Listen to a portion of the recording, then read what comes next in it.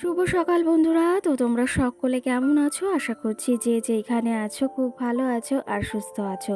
আজ নতুন আরো একটি ভিডিও তোমাদের সকলকে অনেক অনেক ভালোবাসা জানাই। আজকে হলো বুধবার আর এখন ঘড়ি কাটাতে সময় হয়েছে ওই 8:30 মতো।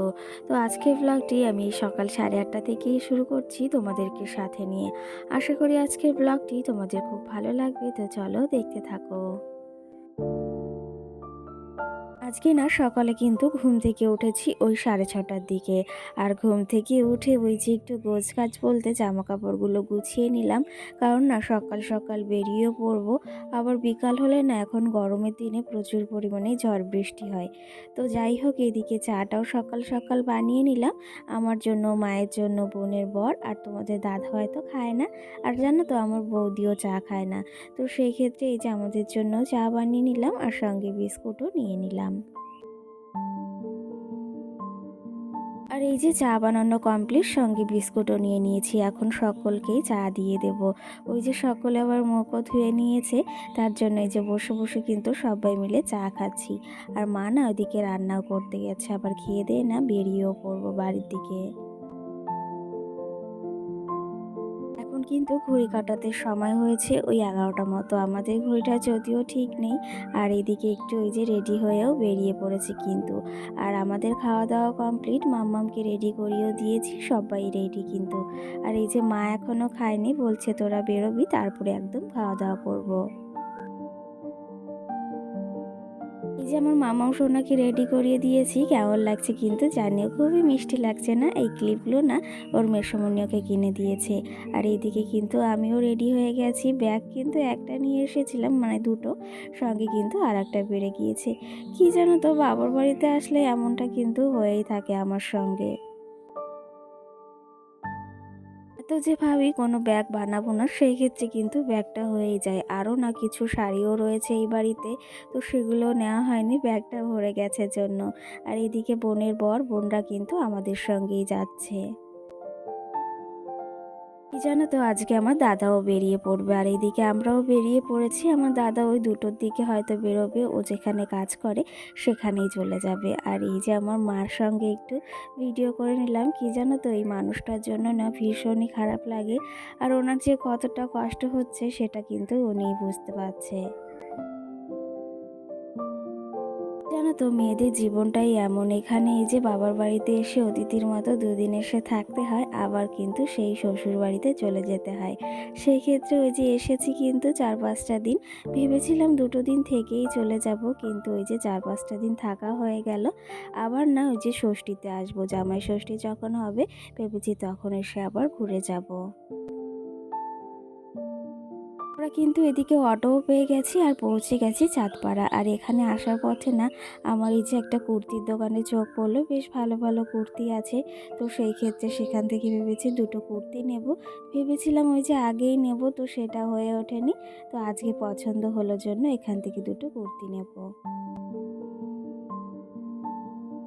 এই যে বাড়িতেও কিন্তু পৌঁছে গেছি আর বোনরাও না ওই যে মচলন্দপুর নেমে গেছে, আমাদের 1 স্টেশন আগে। আমরা তারপরে স্টেশনে নেমেছি। আর আমার মাম্মাম না ভীষণই কান্না করছিল, কেন জানো তো, ওর মেসোমণি আর মাসিমণির সঙ্গে প্রচণ্ডই মানে ভাব হয়েছিল। সেই ক্ষেত্রে না ট্রেনের ভেতর এতটাই কান্না করছিল, মানে থামানোই যাচ্ছিল না। সেই ক্ষেত্রে ওই যে ট্রেন থেকে নেমে তারপরে কান্নাটা চুপ হয়েছে। আর এই যে কিন্তু বাড়িতেও পৌঁছে গেছি। বাড়িতে এসে কিন্তু সংসারের কাজে ওই যে চটপট করে হাতও লাগিয়ে দিয়েছি। কি জানো তো, ওই যে ঝড় বৃষ্টি হয়েছে, ঘরে না প্রচুর পরিমাণে ধুলোও হয়েছে, সেগুলোকে পরিষ্কারও করতে হবে। সঙ্গে ওই যে ঘরটাকে না মুছে একদম পরিষ্কার করে ফেলবো। এদিকে গ্যাসটাকেও সুন্দর করে মুছে নিলাম। গ্যাসটাকেই আগে পরিষ্কার করলাম, কেন জানো তো, ওই যে অনেকটা বেলাও হয়ে গেছে। অনেকটা বেলা বলতে এখন ওই 1:30টা মতো বাজে। আর এখন না ওই যে ভাতটাও বসিয়ে দেব। কিছু ভাত মানে ওই যে একটু সিদ্ধ ভাতটাই বসাবো, যেহেতু এখন একটু খাওয়া যায়। আবার রাত্রে ভেবেছি একটু রুটিও করব। আর এই যে গ্যাসটাকেও পরিষ্কার করে নিয়েছি, আর এখন মানি প্ল্যান্ট গাছগুলোকেও একটু মুছে নিলাম। কি জানো তো, ওই যে বেশ কটা দিন বাড়িতে নেই, সব কিছু কেমন তালগোল পাকিয়ে গেছে। আর এই যে চটপট করে একটু ভাতও বসিয়ে দেব, যেহেতু ওই যে অনেকটা বেলাও হয়েছে, একটু সিদ্ধ ভাত হলেও ওই যে খাওয়া যাবে। আর এই যে না চালটাকেও ভিজিয়ে রেখেছিলাম, সেটাকেও দিয়ে দিলাম। চালটা ভিজিয়ে রাখলে না রান্নাটা খুব তাড়াতাড়ি হয়ে যায়, অন্তত ভাত রান্নাটা। আর আজকে এসে দেখি গাছে যে কি পরিমাণে বেগুন হয়েছে, মানে একটা গাছেই মানে 15-16টা এই যে বেগুন হয়েছে, সেগুলোকেও তুলে নিয়ে এসেছি কিন্তু। এর মাঝে এসে কিন্তু ওই যে মাম্মামকে আগে আগে ঘুম পড়িয়ে দিয়েছি বিছনা চাদরটা পাল্টে।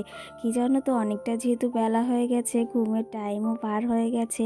তো সেই ক্ষেত্রে না ট্রেনে বসেই বলছিল প্রচুর ঘুম পেয়েছে। তো সেই ক্ষেত্রে ওই যে ওকে এসে আগে একটু খাইয়ে দিয়েছি, তারপর না ঘুমও পড়িয়ে দিয়েছি। মাম্মাম যেহেতু এখন ঘুমিয়েছে, সেহেতু কিন্তু কাজগুলো চটপট করে সেরে নেব। জানো তো, ওই যে মাম্মাম জেগে থাকলে একটু অসুবিধা তো হবেই। তো সেই ক্ষেত্রে ঘুমিয়েছে, আর এই ফাঁকে কিন্তু আমার যে সমস্ত কাজগুলো আছে সেগুলো কিন্তু সেরে নিতে পারবো। প্রতিদিনের মতনও আজও তোমাদের এই কথাটি বলবো, যদি তোমাদের আমার ভিডিওগুলো ভালো লেগে থাকে তাহলে অবশ্যই লাইক কমেন্ট করে আমার পাশে থেকো। আর যদি আমার চ্যানেলটিকে সাবস্ক্রাইব করতে ইচ্ছা হয়, অবশ্যই সাবস্ক্রাইব করে পাশে থাকা বেল আইকনটিও প্রেস করে দিও। আর আমার যে সকল বন্ধুরা অলরেডি কাজটি করে রেখেছো, তাদেরকে অসংখ্য ধন্যবাদ জানাই আমার পাশে থাকার জন্য আর আমার ভিডিওগুলোকে দেখার জন্য। কি জানো তো, আজকের ভিডিওতে না একটু আওয়াজ আসতেই পারে, কারণ না কালকে রাত্রে না একদমই ভয়েসটা দিতে পারিনি। ওই যে এডিটিংটা করে রেখেছিলাম, কিন্তু ভয়েসটা একদমই দেওয়ার মানে মন হচ্ছিল না। আর প্রচণ্ড পরিমাণে ক্লান্তি লাগছিল, সঙ্গে ঘুমও পাচ্ছিল। তো সেই ক্ষেত্রে ওই যে না একটু এডিটিং করেই না ঘুমিয়ে পড়েছিলাম। তার জন্য এই যে সকালে উঠেই ভয়েসটা দেওয়া হচ্ছে। তো যাই হোক, ওইদিকে ভাতটাও কিন্তু প্রায় হয়েই গিয়েছে, আর এদিকে আমি আলনাটাও গুছিয়ে নিচ্ছি। কি জানো তো, আলনাটা গোছানো না থাকলে না আমার একদমই ভালো লাগে না। তো সেই ক্ষেত্রে আলনাটাকেও আগে আগে গুছিয়ে নিলাম, এরপরে সব কিছু টুকটুক করে মুছে নেব। কি জানো তো, আমাদের মতো সাধারণ ঘরে যদি একটা গৃহবধূ না থাকে, তাহলে বোঝা যায় তার মূল্য সংসারে কতটা। সেই ক্ষেত্রে এই যে সংসারে ছিলাম না, সংসারের হালটা যে কি হয়েছিল, সেগুলো এখন ওই যে এক এক করে আবার আমাকে ঠিকও করতে হবে। একটা সংসারে কিন্তু একটা গৃহবধূর ভূমিকা অনেকটা। আর সেই সংসারে যদি একটা গৃহবধূই না থাকে, কিন্তু সেই সংসারের হালটা যে কি হয় সেটা কিন্তু বোঝাই যায়। তো সেই ক্ষেত্রে এই যে সংসারে এসেই আগে সংসারের কাজগুলোতেও হাত লাগিয়ে দিয়েছি, আর সব কিছু এখন চটপট করে পরিষ্কারও করে নেব। এদিকে আলনাটাকেও মুছে নিয়েছি, আর আলমারিটাকেও মুছে নিয়েছি। জানো না, প্রচুরই ধুলো পড়েছে। তো সেই ক্ষেত্রে ফ্রিজটাকেও একটু মুছে নিয়েছি, আর টেবিলটাকে না আজকে এমনি একটু মুছে নিলাম। ভেবেছি কালকে সব কিছুকে একটু পরিষ্কার করে নেব। আর এই যে মাম্মাম সোনাও ঘুম থেকে উঠে গেছে জানো তো, আর এদিকে ওকে একটু জলও খাইয়ে দিচ্ছি। এর মাঝে কিন্তু সমস্ত কাজবাজই কমপ্লিট করে নিয়েছি। এখন শুধু ওই যে ঘরটা মোছা আর বারান্দাটা মোছা রয়েছে, এগুলো করলে না তারপরে ওই যে ভাতটাকেও বসিয়েছি। মাম্মামও যেহেতু ঘুম থেকে উঠে গেছে, ওকেও না আবার খাওয়াতে হবে। আর তারপরেই আমি একটু কাজবাজ সেরে উঠানটাকে ঝাড় দিয়ে না স্নানটা করে খাওয়া দাওয়া করে নেব। আর তোমাদের দাদা ভাই না এসে ওই যে স্নানটা সেরেই আবার কাজে চলে গিয়েছে। এই যে যেহেতু আজকে সপ্তাহের প্রথম আমাদের বুধবার, তো সেই ক্ষেত্রে কাজের চাপটাও রয়েছে, আর সেই ক্ষেত্রে এসেও কিন্তু কাজেও চলে গেছে। তো বন্ধুরা সেই এসেছি হচ্ছে ১:৩০টার সময়, আর এসে কিন্তু মানে অনবরত কাজ করেই চলেছি, কাজের আর কোনো শেষ নেই। তো সেই ক্ষেত্রে সবে কাজটা শেষ হলো, আর এখনও না স্নান করা হয়নি। একবারে স্নান করে তারপরেই ভাতটা খেতে বসবো। আর প্রচুর খিদেও পেয়েছে, আর কি জানো তো, কাজগুলো যতক্ষণ না করছিলাম না, গায়ের ভেতর কেমন জ্বালা পোড়া উঠে গেছিলো। তো সেই ক্ষেত্রে সব একদম ঘরটর মুছে পরিষ্কার করে নিয়েছি, আর বিছানার চাদরটাও না পাল্টে নিয়েছি। তোমাদের দাদাভাইও কাজে চলে গিয়েছে, মামামকেও এদিকে খাইয়ে দিয়েছি মাছ ভাত, মা না মাছ পাঠিয়েছিল। তো সেই ক্ষেত্রে সিদ্ধ ভাত রান্না করেছি, আর এখন যাবো আমি স্নান করতে, তারপরে খাওয়া দাওয়া করবো। তো চলো তোমরা দেখতে থাকো ভিডিওটি, কতদূর কি শেয়ার করতে পারি। এখন চলো যাই স্নান করতে, তারপর তোমাদের সঙ্গে পরে আবার দেখা হচ্ছে। চলো।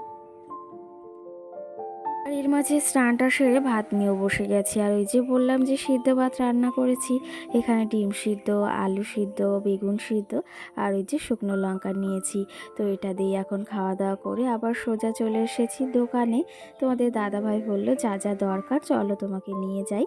আর তোমাদের দাদাভাই না এর মাঝখানে ওই যে এসেছিল খাওয়া দাওয়া করতে। তো যেহেতু দুপুরে খাইনি, সেহেতু ওই যে খেয়ে দিয়ে তারপরে গেছিলাম দোকানে। আর তোমাদের দাদাভাই বললো কি খাবে, তো তার জন্য এখানে পেঁয়াজি আর একটা ডিমের চপ নিয়ে এসেছি। ওই যে দোকান থেকে তোমাদের দাদাভাই আবার বাড়িতেও দিয়ে গেছে, আবার তোমাদের দাদাভাই কিন্তু কাজেও চলে গেছি। আর এই যে রাতের রান্না বললাম একটু রুটি করব ভেবেছি, তো তার জন্য রুটি আর আলু ভাজা করব। জানো তো আমার না ভীষণই ভালো লাগে। তো চলো এখন এই যে আলু ভাজাটা আগে বসিয়েছি, আর এরপরেই না রুটিটা বসাবো, আর একটু পেঁয়াজও দিয়ে দিলাম, বেশ ভালোই লাগে কিন্তু খেতে। আর এদিকে মাম্মামকে না আজকে রাত্রে ভাত খাওয়াবো, যেহেতু দুপুরে ভাতটা রান্না করেছিলাম, আর এখন ওকে ভাত খাইয়ে দেব। আর একটু আগে না জল বিস্কুট খাইয়েছি। তো তার জন্য এখন আর আজকে খাবার রান্না করব না রাত্রে, আর শুধু রুটি আর আলু ভাজাটাই করছি। এর মাঝে কিন্তু আলু ভাজাটাও করে নিয়েছি, আর এই যে রুটিটাও প্রায় হয়ে গেল। আর বেশি রুটি বানাচ্ছি না, ওই 7টা কি 8টা রুটি বানিয়েছি। তো চলো আজকে ভিডিওটা আর বেশি বড় করব না, এখানেই শেষ করব। আর এই যে আলু ভাজাটাও রেডি, সঙ্গে এই যে রুটিটাও রেডি। আর তোমাদের দাদা ভাইয়ের না কাজ থেকে চলে এসেছে। তো চলো তবে আজকে ব্লগটি আর বেশি বড় করছি না, এখানেই শেষ করছি। কেমন লেগেছে অবশ্যই কমেন্ট করে জানিয়ে সকলকে টাটা।